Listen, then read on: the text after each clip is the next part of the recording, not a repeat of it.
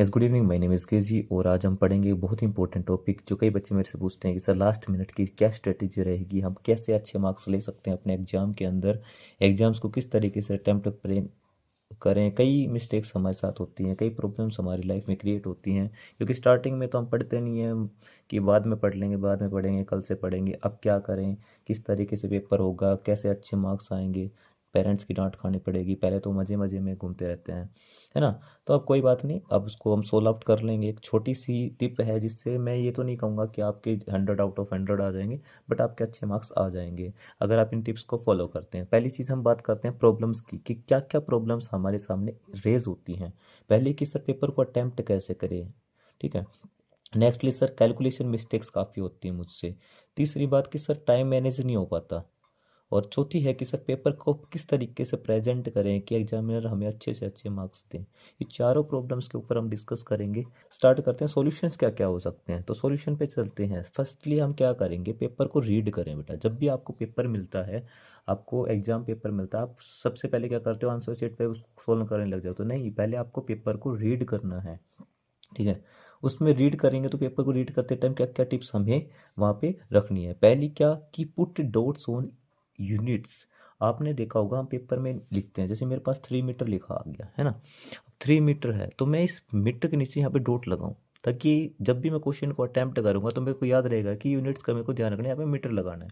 Line draw मत करना। Line draw करने पे एग्जामिनर क्वेश्चन पेपर पे पहले भी बोला हुआ है मैंने कि क्वेश्चन पेपर में कुछ भी लिखना नहीं होता तो वो विजिबल हो जाता है, डॉट थोड़ा विजिबल नहीं होता, ठीक है। तो आप यहाँ पे ऐसे डॉट लगा सकते हैं ताकि आप जब भी क्वेश्चन आप करेंगे तो आपको ध्यान रहेगा। Next, select the choice questions. आपके पास और बेस्ड वाले क्वेश्चंस आते हैं कि या तो ये क्वेश्चन कीजिए या फिर ये और वाला ये कीजिए, तो उसको वहीं पे सिलेक्ट कर लीजिए आप पढ़ते टाइम कि ये वाला मेरे को करना है। जो आपको सबसे बेस्ट आता है आप उसको अटैम्प्ट करिए, ठीक है। उसको चॉइस में पहले ले लीजिए कि ये वाला मैं करूँगा, पहले सिलेक्ट कर लीजिए, ठीक है, ताकि आपका टाइम वेस्ट ना हो। Next, select the easy section. ये नहीं है कि सर मैं इस वाले क्वेश्चन सेक्शन को पहले करूँगा, इस वाले सेक्शन को बाद में करूँगा, इसको पहले करना चाहिए सर, इसको बाद में करना चाहिए। कोई प्रॉब्लम नहीं है, आपको जो इजी है सेक्शन लगता है, आपको लगता है कि सर मेरे को एमसीक्यूज पहले करना, आप एमसीक्यूज कर लीजिए, ठीक है। सेलेक्ट कर लेना स्टार्टिंग में कि ये वाला सेक्शन मैं पहले करूँगा, पहले मैं एमसीक्यू वाला करूँगा, पहले मैं शॉर्ट वाला करूँगा, मैं लॉन्ग वाला करूँगा। कई बच्चों का पोर्शन रहता है कि सर मेरे को एमसीक्यूज वाले करने, सर मेरे को तो एमसीक्यूज ईजी लगते हैं। कोई कहेंगे सर हम पहले ना लॉन्ग आंसर वाले कर लेते हैं क्योंकि ताकि ना बाद में टाइम वेस्ट ना हो।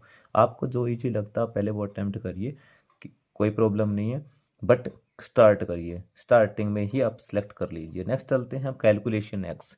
सर कैलकुलेशन करते टाइम क्या क्या हमें पॉइंट्स रखें कि हमारी कैलकुलेशन में मिस्टेक ना हो। तो पहली चीज़ बेटा, स्टे काम।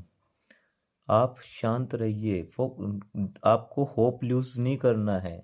आप होपलेस मत हो जाइए कि स्टार्टिंग में सर कि क्वेश्चन नहीं हो पाएंगे, मेरी कैलकुलेशन मिस्टेक हो गई। कोई नहीं, मिस्टेक हो गई कोई नहीं, उसको दोबारा रीड आउट कर लेंगे, कहीं ना कहीं मिस्टेक हुई है उसको चेक कर लेंगे, कोई प्रॉब्लम नहीं है। अब सर कैसे करें, हम ना होपलेस हो जाते हैं, हमें थोड़ी ना परेशानी हो जाती है। कोई नहीं, आप एक काम कर सकते हैं, टिप मेरी ये यूज़ कर सकते हैं। आप अपनी आंखें बंद कीजिए, क्लोज कीजिए और एक लॉन्ग ब्रीथ लीजिए। रिलैक्स, फील रिलैक्स, थोड़ा सा रिलैक्स फील करेंगे आप, फिर अपना थोड़ा काम कीजिए, या मेडिटेशन भी आप कर सकते हैं, इसके लिए ये आपके लिए टिप रहेगी। नेक्स्ट बात करें सर कैलकुलेशन। डू कैलकुलेशन और रफ शीट क्वेश्चन वाइज। आप क्या करते हो, रफ शीट बना लिया, रफ क्वेश्चन बना लिया, उसमें क्वेश्चन कहीं पे भी सोल्व करना स्टार्ट कर दिया।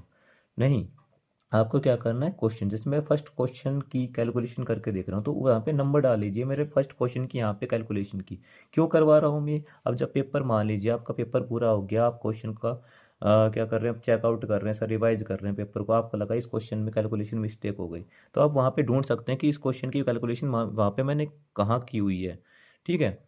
अगर आपने वहाँ पे क्वेश्चन वाइज नहीं की तो पूरी रफ शीट को ढूंढ मारोगे, वो क्वेश्चन ही नहीं मिलेगा, ठीक है। तो आप वो क्वेश्चन वाइज रफ शीट बनाइए ताकि आप जब चेकआउट करें तो आपको पता चले हाँ मैंने यहाँ पे ये मिस्टेक की हुई है, उसको आप तुरंत फटाफट करें, इससे आपका टाइम सेव होगा।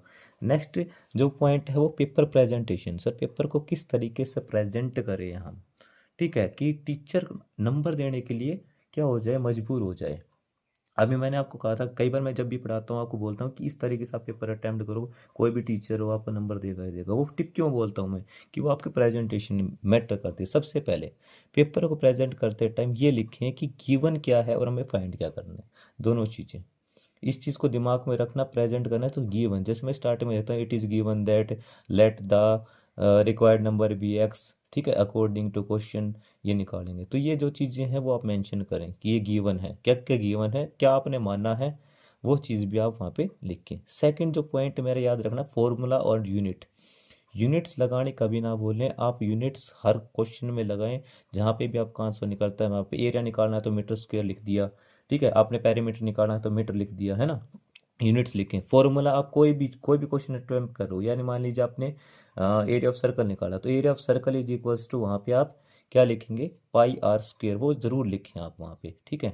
नोटेशन, नोटेशन का भी ध्यान रखना, मैंने यहाँ पे नहीं लिखा नोटेशन। जैसे कि आप किसी को बी मान रहे हो, जैसे आपने माना ब्रेड्थ ऑफ रेक्टेंगल बी मान लिया, तो उसको बी को नोट करके दिखाओ, नोटेशन दिखाओ उस चीज़ की, ठीक है। क्योंकि आप फॉर्मूला में एल मल्टीप्लाई बी लिख दिया मान लिया, तो बी है क्या, वो नोटेशन आपको देनी पड़ेगी स्टार्टिंग में, ठीक है।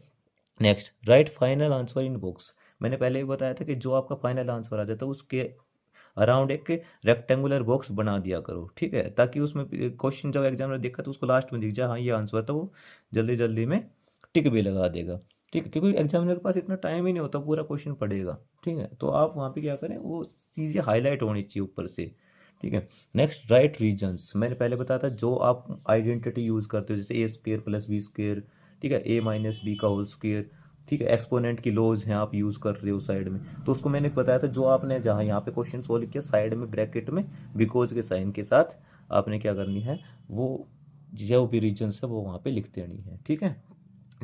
अब जैसे कुछ बच्चे हैं वो, जैसे हम मान लो यूनिट कन्वर्जन वाला है, जैसे 1 रुपये को पैसे में कन्वर्ट करना है तो साइड में लिख देंगे 1 रुपये इज इक्वल टू 100 पैसे, वो जरूर लिखे, वो रीजन्स आपके है ना नंबर लेने में काम आते हैं। Next, draw diagrams. अब जैसे मैंसुरेशन के कुछ क्वेश्चन होंगे या फिर ज्योमेट्री के कुछ क्वेश्चन होंगे, वहाँ पे डायग्राम्स आएंगे, सर ये शेप बनानी है, अरे फिगर बना दो, अगर आपके पास टाइम है तो फिगर बनाओ, फिगर बनाने से आपका काफ़ी बेनिफिट मिलता है, ठीक है। फिगर को देख कर भी एग्जामिनर कुछ मार्क्स दे देता है। नेक्स्ट पॉइंट सर, अटेम्प्ट करें, किस तरीके से करें पेपर को अटेम्प्ट करने के लिए आपको सबसे पहले क्या करना होगा बेटा, सोल्व इजी पोर्शन फर्स्टली। आपका जो पोर्शन आपको इजी लगता है कि सर ये मेरे लिए इजी है, हर बच्चे का अलग अलग माइंड होता है, किसी को कोई पोर्शन इजी लगता है, किसी को लॉन्ग क्वेश्चन इजी लगते हैं, किसी को शॉर्ट क्वेश्चन इजी लगते हैं, किसी का कैलकुलेशन का वर्क इजी लगता है, किसी को कैलकुलेशन का हार्ड लगता है, तो जिसको जो भी सूटेबल हो वो आप इजी पोर्शन फर्स्टली अटेम्प्ट करें। नेक्स्ट जो है, solve least calculation based question firstly. कुछ क्वेश्चन होते हैं जिनकी कैलकुलेशन काफ़ी लंबी होती है, पॉइंटों में आंसर आता है, मल्टीप्लाई करते करते टाइम लग जाता है, उसमें आपका टाइम इतना निकल जाता है आप बाकी क्वेश्चन अटेम्प्ट करने से रह जाते हो। तो आप क्या क्या करना कि जिनकी कैलकुलेशन जल्दी हो रही है, एक फॉर्मूला पुट किया आंसर निकल आया, ठीक है, ज़्यादा कैलकुलेशन करनी नहीं पड़ रही, ठीक है, तो वो क्वेश्चन आप पहले अटेम्प्ट कर लें, ठीक है, बाकी क्वेश्चंस बाद में होंगे। Solve short portion question firstly. Short portion के क्वेश्चंस कौन से होते हैं, जैसे कई क्वेश्चन होते हैं वो एक क्वेश्चन 10 लाइन में आ रहा है, एक क्वेश्चन 4 लाइन में आ रहा है, दोनों में मिलने तो सेम मार्क्स है। मान लो 3-3 नंबर का क्वेश्चन है, एक 3 नंबर का क्वेश्चन है जो 4 लाइन में सोल्व हो रहा है, एक 3 नंबर का क्वेश्चन है जो 10 लाइन में सोल्व हो रहा है, तो पहले 3-4 लाइन वाला क्वेश्चन सोल्व करो। इससे क्या होगा, मान लीजिए 2 क्वेश्चन है जिनमें 4-4 लाइन में 2 सोल्व हो रहे हैं, ठीक है, उसमें तो 6 नंबर मिल रहे हैं, एक में उसी उतने ही टाइम में वो 10 लाइन का सोल्व हो रहा है उसमें 3 नंबर मिले, तो आपके लिए तो बेनिफिट वो है ना कि एक टाइम पे आपको 6 नंबर मिल रहे हैं, एक टाइम को यूज करने पे आपको 3 मिल रहे हैं, तो 6 वाला ज़्यादा बेटर रहेगा, ठीक है। नेक्स्ट बात करते हैं मार्क द क्वेश्चन अटेम्प्टेड। आप क्या गलती करते हो, आप पेपर जब अटेम्प्ट करते हो पॉइंट अटेम्प्ट वो टिक नहीं लगाती या डॉट नहीं लगाते। अब क्या होता है बोर्ड एग्जाम्स में तो है ना वो टिक विक लगाने नहीं देते, तो आप डॉट लगा लीजिए, ये क्वेश्चन मैंने अटेम्प्ट कर लिया, उसके नीचे डॉट लगा लो कि ये हो गया। तो उसमें क्या रहेगा, मान लीजिए आपके क्वेश्चन आपको पता रहेगा कि ये क्वेश्चन मैं अटेम्प्ट कर चुका हूँ, कितने मेरे को बचे हुए हैं जो करने हैं बाद में, ठीक है। क्या होता है कि क्वेश्चंस 10 क्वेश्चन करने हैं मान लो, तो मेरे को 8 आ रहे हैं, 2 मैं बाद में कर लूँगा सोचता हूँ, लेकिन बाद में पता चलता है कि हो गया मेरा, तो फिर बाद में जब घर पे जाकर चेक करता हूँ तो वो क्वेश्चन छूट ही गए, तो वो प्रॉब्लम आपके साथ क्रिएट ना हो। Attempt every question. बेटा आपको क्वेश्चन आता है नहीं आता है कोई प्रॉब्लम नहीं, जितने भी क्वेश्चन जितना भी पोर्शन आपको आता है, एक क्वेश्चन देखा सर ये नहीं आता कोई नहीं, फॉर्मूला आता है उसका फॉर्मूला लिख दो, जो 2-3 लाइनें आती हैं अपनी तरफ से जोड़ के वो लिख दो, हर क्वेश्चन को अटेम्प्ट करके हो, जितना आता है उसके बारे में कुछ भी जो लिखते हो लिख दो, क्या पता सही निकल के आ जाए, क्या पता टीचर एक फॉर्मूले के ऊपर आपको नंबर दे दे, है ना। 0 नंबर आने से बढ़िया कुछ तो मिले, 3 नंबर का क्वेश्चन है फॉर्मूला लिखने से 1 नंबर मिली, बेनिफिट तो है, वहाँ पे तो एक भी नहीं मिल रहा था, अब यहाँ पे 1 नंबर तो मिल रहा है ना, तो वो बेनिफिशियल रहेगा। तो हर क्वेश्चन को अटैम्प्ट करें, जितना आपको आता है उतना आप वहाँ पे लिख दीजिए। नेक्स्ट आता है टाइम मैनेजमेंट। सर टाइम किस तरीके से मैनेज करने? तो बेटा टाइम मैनेज करने के लिए सबसे पहले आप हर सेक्शन का टाइम फिक्स कर लीजिए कि भाई मान लो शॉर्ट आंसर के क्वेश्चन है उसको मेरे को आधा घंटा देना है, लॉन्ग आंसर को 1 घंटा देना है, ठीक है। एमसीक्यूज को 5-10 मिनट देनी है, जितनी भी देनी है, जितने क्वेश्चन हैं उसके हिसाब से कि सर एक्सरसाइज का क्वेश्चन है उसको आधे घंटे में कर लेंगे, इस तरीके से। कि इस तरीके से पेपर को अटैम्प्ट करना है कि लास्ट में आपके पास 15-20 मिनट बच जाएँ, तो वो आप सेक्शन वाइज अपना टाइम फिक्स करके चले। 5-10 मिनट ऊपर नीचे हो जाए कोई दिक्कत नहीं, इतना कर लेना है कि लास्ट में 3 घंटे का पेपर है तो 20 मिनट आपके पास बच जाएँ रिवीजन के लिए, कि मान लो कोई क्वेश्चन छूटा हुआ तो उसको देख लें, कोई कैलकुलेशन मिस्टेक हो उसको देख लें। तो आप ट्राई कीजिए कि 3 घंटे का पेपर है तो उसको 2.5 घंटे में आप सोल्व आउट कर लें। क्या कर सकते हैं इसके लिए? इसके लिए आप क्या करें कि लेंथी क्वेश्चंस के ऊपर टाइम वेस्ट ना करें। आपको पता है ये क्वेश्चन है, ठीक है, ये 10 मिनट में हो रहा है, ठीक है।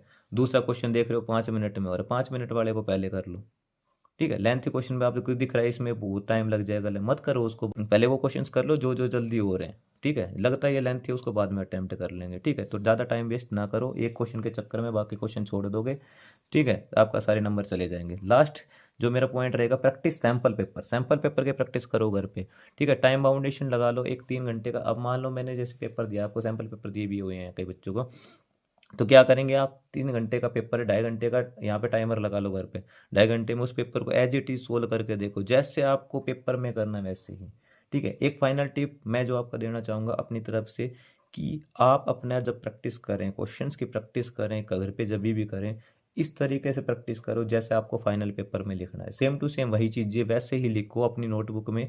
क्योंकि आप क्या करते हो, आप ना घर पे फटाफट से ऐसे नॉर्मली लिख रहे हो तो ऐसे कर लेंगे ऐसे कर लेंगे, लेकिन क्या होता है पेपर के टाइम पे फिर आप भूल जाते हो। तो ये मेरी फाइनल टिप आप याद रखें, पेपर अच्छे से अटैम्प्ट करें।